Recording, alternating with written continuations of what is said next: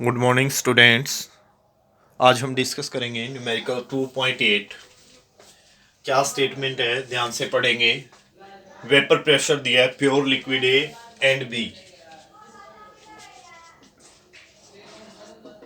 Vapour pressure of pure liquid A and B are 450 and 700 mm Hg respectively at 350 kelvin. A और B का pure state में pressure दिया है। Find out the composition. Composition निकालनी है हमने। Composition में मोल फ्रैक्शन निकालना of liquid mixture. Liquid mixture का टोटल वेपर प्रेशर हमें दिया हुआ है। जो कंपोजिशन है वो हमें कंपोजिशन वेपर फेज में भी निकालनी है। सबसे पहले क्या दिया है, प्रेशर ऑफ प्योर ए यानी कि पी नोट ए। याद कीजिए रोल्स लॉ में आपने इसको पढ़ा था।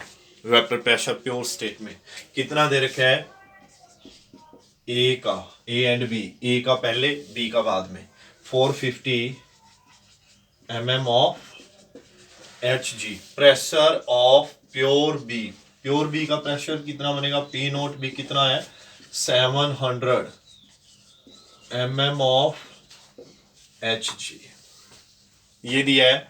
उसके बाद टोटल प्रेशर दे रखा है, पी टोटल कितना दिया है, 600 mm ऑफ एच जी। अब हमें पता है रोड्स लॉ के अकॉर्डिंग हमने पढ़ा था, पी टोटल किसके इक्वल होगा, P A plus P B. P A कितना आता है, X A P note A plus x B P note B. ये अपनी कंडीशन थी। पी टोटल कितना दिया हुआ है, 600।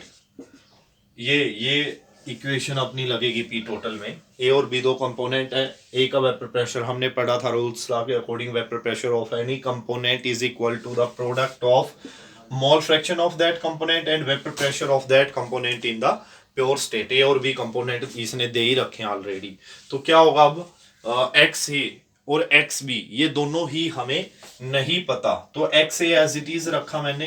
पी नोट ए कितनी वैल्यू है, 450 plus x B, P note b कितनी दे रखी है वैल्यू, 700। ये किसकी वैल्यू हुई, पी नोट बी की। अब क्या आता है कि एक्स ए और एक्स बी हमें निकालने हैं। मुझे अगर ये कंडीशन पता है तभी मैं इसको आगे कर पाऊंगा, क्या कि जो मोल फ्रैक्शन का सम होता है सॉल्यूशन के लिए that is always equal to 1। तो अब क्या करूंगा, 600 450 x a plus 700 x a की जगह क्या लिख सकता हूं मैं, सॉरी एक्स बी की जगह 1 minus x a. X B की जगह क्या रखा मैंने, 1 माइनस एक्स ए, ताकि एक्स ए की वैल्यू मैं निकाल सकूं। 600 450 x a plus 700 minus 700 x ए। क्या 600 इज इक्वल टू 700 माइनस कितना बनेगा ये, 250 एक्स ए, 250। अब इधर 600 minus 700 minus 250 x a minus 100 minus 250 x a. X a is equal to 100 by 250, 0.4 आ गई एक्स ए की वैल्यू। कितने आई एक्स ए की वैल्यू, 0.4। एक्स बी की वैल्यू क्या होगी, एक्स ए अगर 0.4 है, एक्स बी की वैल्यू क्या आएगी, आपको पता है मोल फ्रैक्शन का सम यूनिटी होता है। एक्स बी क्या आएगा, 1 माइनस 0.4, एक्स बी की वैल्यू कितनी आएगी, 0.6। तो एक्स ए और एक्स बी की वैल्यू हमें मिल चुकी है। अब जो कंपोजिशन निकालनी है वो किसकी निकालनी है, वेपर फेज की। वेपर फेज में थोड़ी सी कंडीशन अलग होती है, ये फॉर्मूला अपना अप्लाई नहीं होगा। वेपर स्टेट में कुछ चेंजेस आते हैं।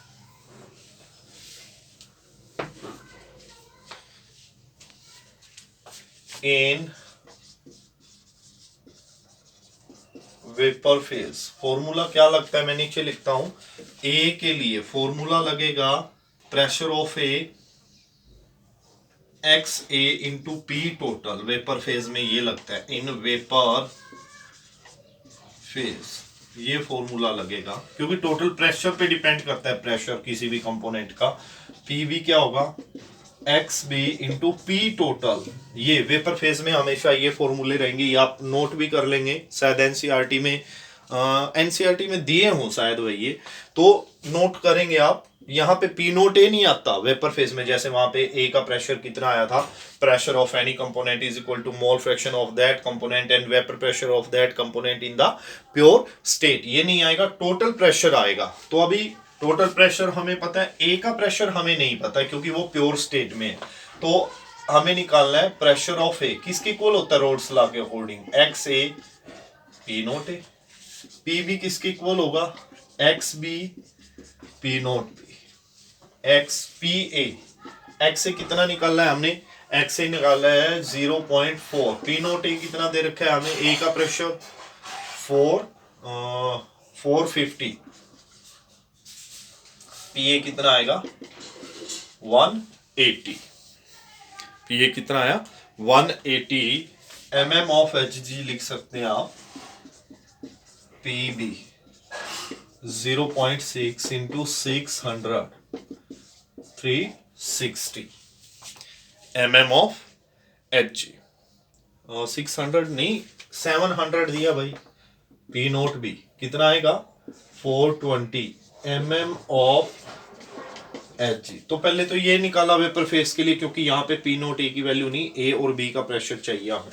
ए का कितना है 180, एक्स से पी टोटल कितना है 600, एक्स से कितना आएगा, पी टोटल 600 है भाई, 180 बाय 600 ये आएगा 0.3।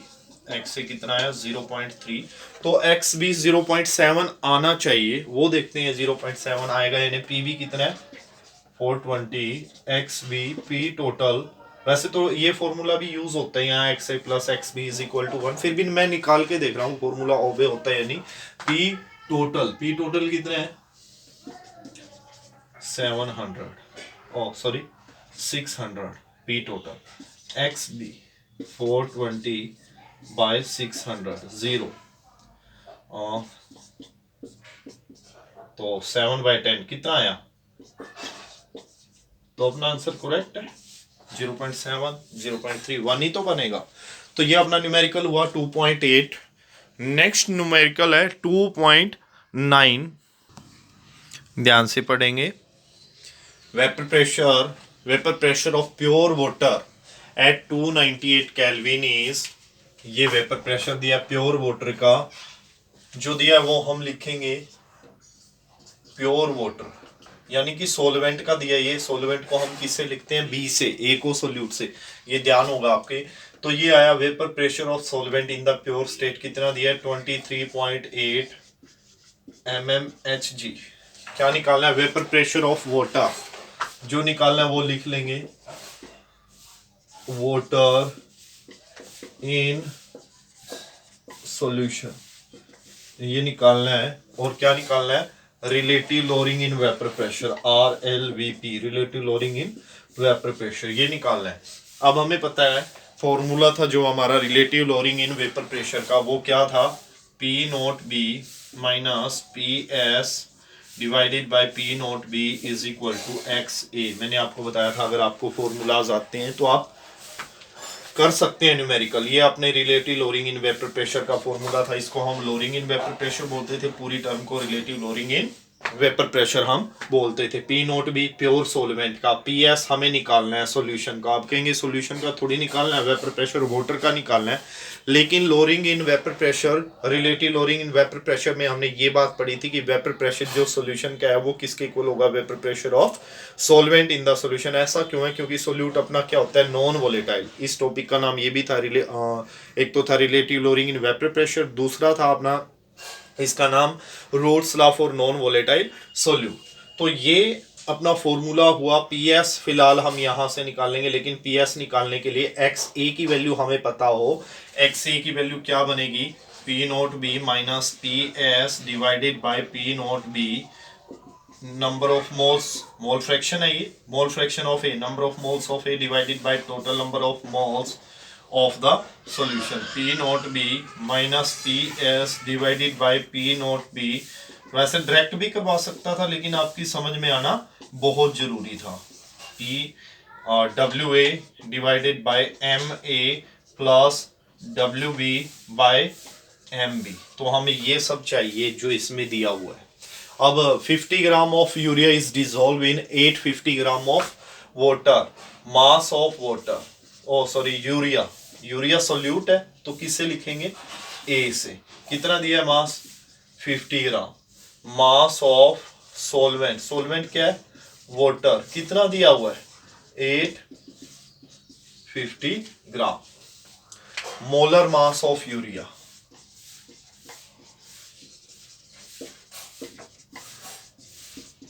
M A. यूरिया का मोलर मास कितना आएगा निकालना आता है, 2 नाइट्रोजन के एटम है, ये यूरिया का फॉर्मूला है NH2CO, NH2 दो नाइट्रोजन हो गए 2 इंटू 14 प्लस हाइड्रोजन के हो गए 4 इंटू 1 प्लस नाइट्रोजन के 2 हो गए, हाइड्रोजन के 4, 12 हो गया कार्बन का प्लस 16 हो गया ऑक्सीजन का। जब आप इसको ऐड करेंगे तो आपको मिलेगा 60 gram mole inverse molar mass of. दूसरा क्या है, वाटर सोलवेंट MB, कितना आएगा इसका, तो 18 आएगा, सभी को पता है। तो ये वैल्यूज हम यहाँ पे अभी पुट करेंगे। P नोट बी कितना दे रखा है, ये P नोट बी यहाँ पे रखता हूँ, P नोट बी, ये formula relative lowering in vapour pressure का है। P नोट बी सोलवेंट के प्रेशर माइनस सॉल्यूशन का, सोलवेंट का ज्यादा होता था यानी कि सोल्यूट जो आता था नॉन वोलेटाइल वो प्रेशर को घटाता, तभी तो इसको लोअरिंग इन वेपर प्रेशर बोला जाता था। P नोट बी कितना दिया हुआ, P नोट बी हमें vapour pressure of pure water कितना दे रखा है 23.8 माइनस PS हमें निकालना है 23.8। क्लियर है। और WA by MA, WA 50 by MA, MA कितना आएगा 60, 50 by 60 plus WB by MB, WB कितना है 850 और MB 80, 23। जब आप इसको कैलकुलेट करेंगे, सिंप्लीफाई करेंगे तो आपको मिलेगा 0.0173, इसकी जगह 0.0173 मैंने कैलकुलेशन की हुई है आपका टाइम बचाने के लिए। 23.8 माइनस PS डिवाइडेड बाय 23.8। आप किसी भी तरह से कर सकते हैं, LCM आप यहाँ ले सकते हैं, 1 उधर जाके सब्ट्रैक्ट हो जाएगा, या इसको इससे मल्टीप्लाई करेंगे, ये उधर जाके सब्ट्रैक्ट हो जाएगा। जब आप इसकी सिंप्लीफिकेशन करेंगे आपको मिलेगा PS 23.4 mm ऑफ Hg। अगर मैं कैलकुलेशन करूंगा तो एक लेक्चर में सिर्फ एक न्यूमेरिकल होगा, लेकिन न्यूमेरिकल हमें 2-3 लेक्चर, तीसरा दिन है आज हमारा, आज शायद कंप्लीट ही हो जाएंगे ताकि कल हम नई यूनिट शुरू करें। PS सॉल्यूशन का प्रेशर आ चुका है, लेकिन सॉल्यूशन का नहीं पूछा उसने क्या पूछा है, calculate the vapour pressure of water for this solution. अब हमें पता है सोलवेंट का वेपर प्रेशर क्या होता है, सॉल्यूशन के इक्वल होता है। क्यों होता है, सोल्यूट तो अपना नॉन वोलेटाइल होता है, सोल्यूट तो वेपर प्रेशर में कंट्रीब्यूट करता ही नहीं, तो सॉल्यूशन का वेपर प्रेशर किसके इक्वल है, सोलवेंट के। तो जो अपना वेपर प्रेशर है वाटर का वो भी कितना आएगा जितना सॉल्यूशन का है, 23.4 mm ऑफ Hg। ये अपना न्यूमेरिकल हो गया। दूसरा क्या पूछा आपने, relative lowering in vapour pressure. क्या पूछा उसने, relative lowering in vapour pressure. अब relative lowering in vapour pressure तो इसको बोलते हैं, इसको ये RLVP relative lowering in vapour pressure, और इसकी वैल्यू किसके इक्वल है, XA। XA हमने ये निकाला, ये XA की वैल्यू तो थी इधर, तो relative lowering in vapour pressure कितना आया PS, इसी को तो बोलते हैं relative lowering in vapour pressure. कितना है ये 0.0173, डायरेक्ट लिख सकते हैं। इस तरह से ये न्यूमेरिकल अपना डिस्कस हुआ। नेक्स्ट जो न्यूमेरिकल है 2.10, ध्यान से पढ़ेंगे।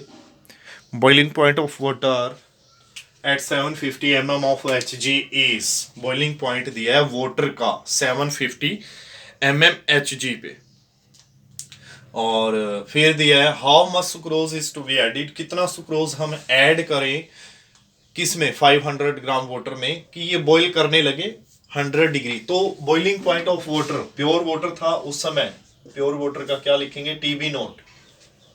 याद होगा आपके एलिवेशन इन बॉइलिंग पॉइंट हमने किया है, टीबी नोट उसका फॉर्मूला क्या था, del TB, del TB, TB minus TB naught आता था ये, एक तो ये था इसका formula TB minus TB naught, और एक था del TB is equal to k b cross m, एक ये फॉर्मूला था। दोनों फॉर्मूले यहाँ पे अप्लाई होंगे। क्या कह रहा है, बॉइलिंग पॉइंट दे रखा है वाटर का, वाटर का है ना, प्योर स्टेट में कितना दे रखा है 99.63,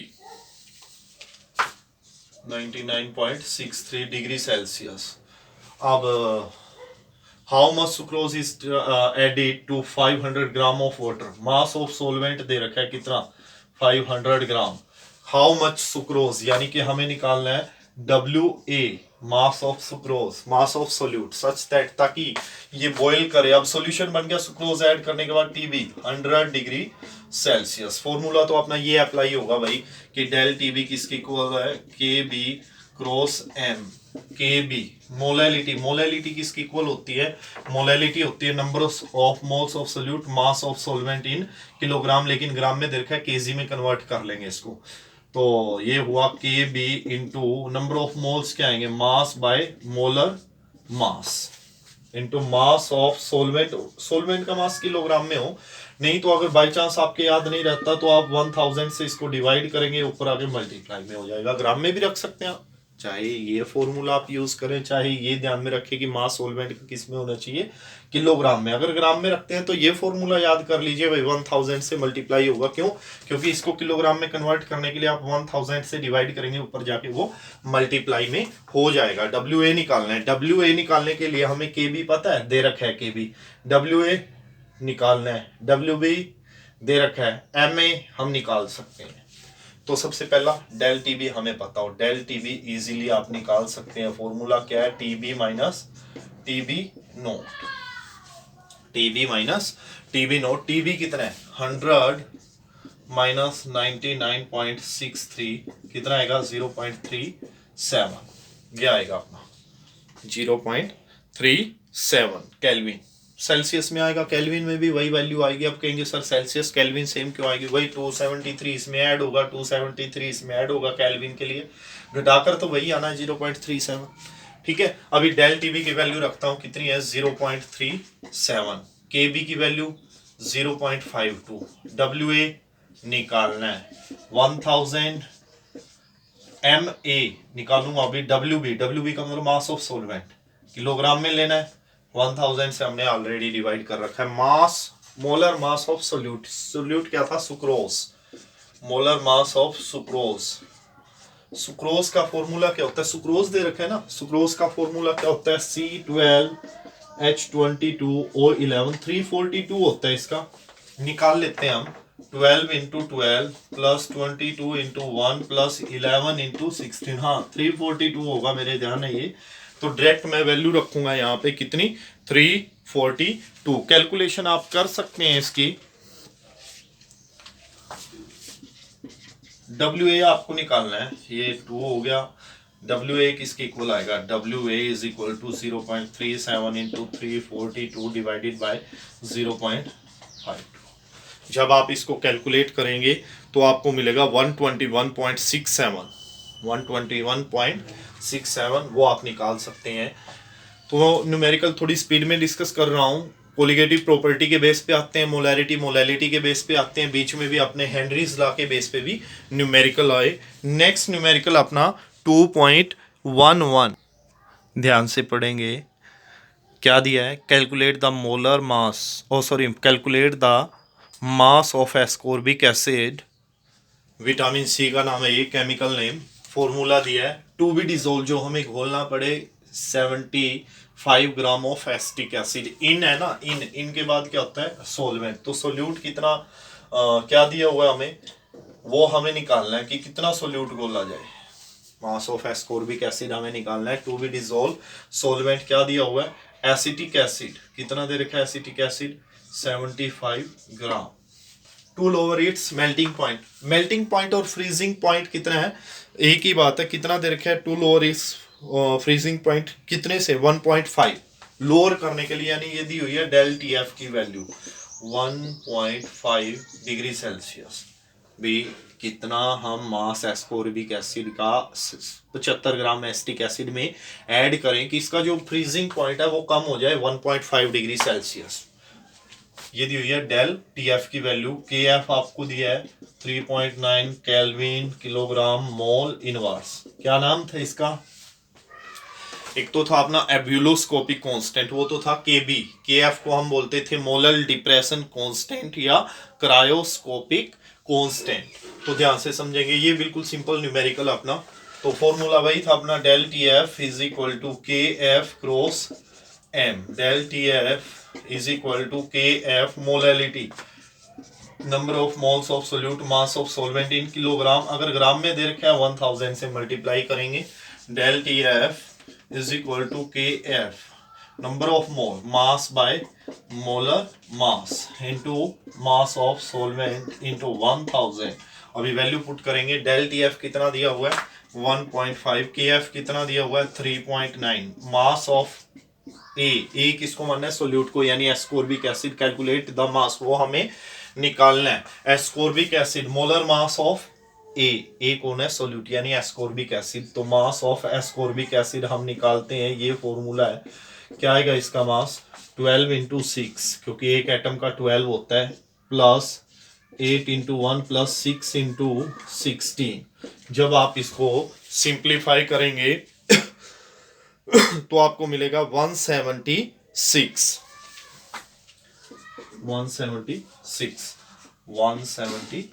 into 1000 mass of solvent in KG. 1000 multiply किया, सॉल्वेंट का मास कितना है 75। आप WA की वैल्यू निकाल सकते हैं। ये सब उधर जाके क्या आएगा? मल्टीप्लाई में 75 और ये डिवाइड में 3.9 into 1000। You can check the values. Next numerical अपना न्यूमेरिकल 2.12 क्या दिया है? Calculate the osmotic pressure. हमें क्या निकालना है? Osmotic pressure. ऑस्मोटिक प्रेशर किससे रिप्रेजेंट होता है? पाई से। ये हमें निकालना है इन पास्कल। पास्कल में exerted by a solution prepared by dissolving 1.0 gram of polymer, यानी मास ऑफ पॉलीमर दिया है, सोल्यूट दिया है कितने में? मोलर मास दिया है सोल्यूट का, कितना दिया मोलर मास इसका? 185,000 इन 450 ml ऑफ वाटर, यानी कि वॉल्यूम दी है किसकी? सॉल्यूशन की, सॉल्वेंट की, सॉरी सॉल्वेंट की 450 ml। लीटर में कन्वर्ट करेंगे 450 by 1000 litre at 37 degree Celsius. Temperature दिया है 37 डिग्री सेल्सियस। अब केल्विन में कन्वर्ट करेंगे, एसआई में, सारी की सारी यूनिट्स। तो 37 प्लस 273, ये केल्विन में आई, इसकी वैल्यू कितनी बनेगी? 300 नहीं 310 केल्विन। अभी पाई कैसे निकालेंगे? Osmotic pressure pi is equal to CRT, याद होगा आपको, N/V/RT, n number of mole, mass by molar mass into V into R into T। Pascal में निकालना है। Pi WA mass of solute 1, R 8.314 into 10 की 3। अब कहेंगे 10 की 3 क्योंकि हमें निकालना है पास्कल में। इसकी यूनिट आती है pascal litre kelvin inverse mole inverse. Pascal litre kelvin inverse mole inverse. ये आर की वैल्यू है। टेम्परेचर कितना है? 310 केल्विन। नीचे क्या है? मास, मोलर मास कितना है? मोलर मास 185,000 इंटू वॉल्यूम कितनी आई है? 450 बाय 1000 है, 1000 ऊपर चला जाएगा लीटर, लीटर से लीटर, केल्विन से केल्विन। ये बात की बात है कि आप कर सकते हैं ये देखने के लिए कि पाई की यूनिट क्या आएगी। मोल यहाँ भी आएगा, इसके पीछे भी आता है। तो पाई की वैल्यू जब आप इस सारी कैलकुलेशन को करेंगे तो आपको मिलेगी 30.98 पास्कल। अप्रोक्सीमेट कितनी लिख सकते हैं? 31 पास्कल। आज के लिए इतना करेंगे। इसी के साथ जो हमारी यूनिट सेकंड है वो कंप्लीट होती है। नेक्स्ट लेक्चर हमारा जो होगा वो थर्ड यूनिट इलेक्ट्रो केमिस्ट्री का होगा। आज के लिए इतना ही। Thank you.